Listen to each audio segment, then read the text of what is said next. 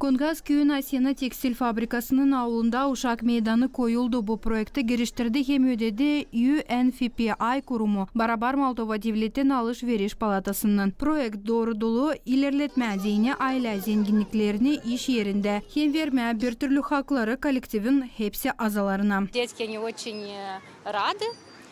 И мы знаем, что вот эта инициатива заслужит как пример. Uşaklar memnun. Biz de sanırız bu teklif olacak örnek başka kurumlara deni. Kurumların hizmetçilerine deni bu nişan ki yöndericiler olsunlar ta saygılı onların ailelerine. Как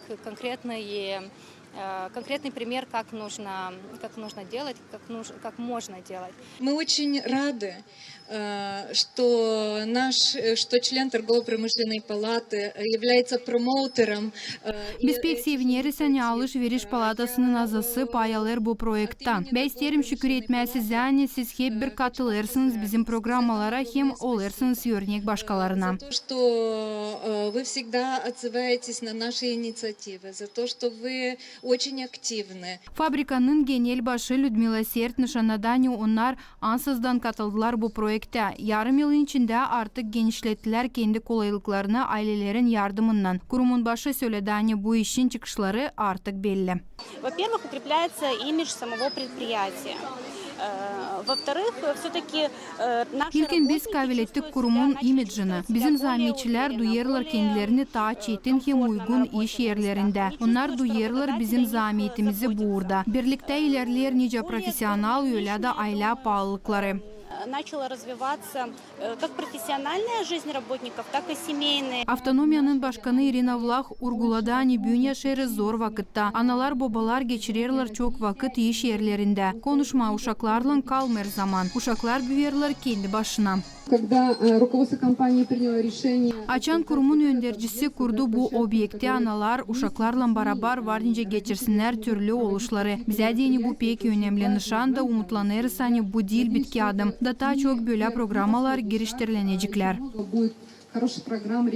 Kurumun işçileri nişanladılar şimdi var nice bulsunlar balans işin hem ailelerin aralarında. Biz işlerken bizim uşaklarımız burada kapalı var ahrana. İnsanlar gezişiyorlar. Görecekler uşaklarımızı. Sokakta biz değiliz rahat durmayız. Çam uşaklarımız sokakta kaçınıyor. Transport geziyor.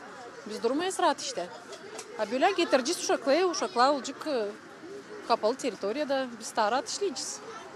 Kim yakında yaşıyor uşaklarının onlara taysla.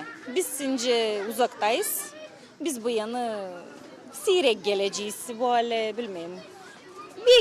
Belki lam olduğundan açan zorumuz olacak da yolun çıkımından bırakma uşakları o zaman belki alacağız onları yanımıza da bileceğiz ona kapalı doz dolay avlar transportlara çıkmayacaklar burada oynayacaklar onlara burada olacak интересті. Ona kaçına çıkıyor oraya buraya bir iki uşakta gelirse kendileri de anlamışlar vakit geçecek. Projekt genişletme dini kolaylıkları için hem ailenin arasında yapıldı Avrupa Birliği'nden. Bütünden harcandı $10.000. Marina Tapal, Grigori Stavilov, Artyom Tapal, GRT Haberler.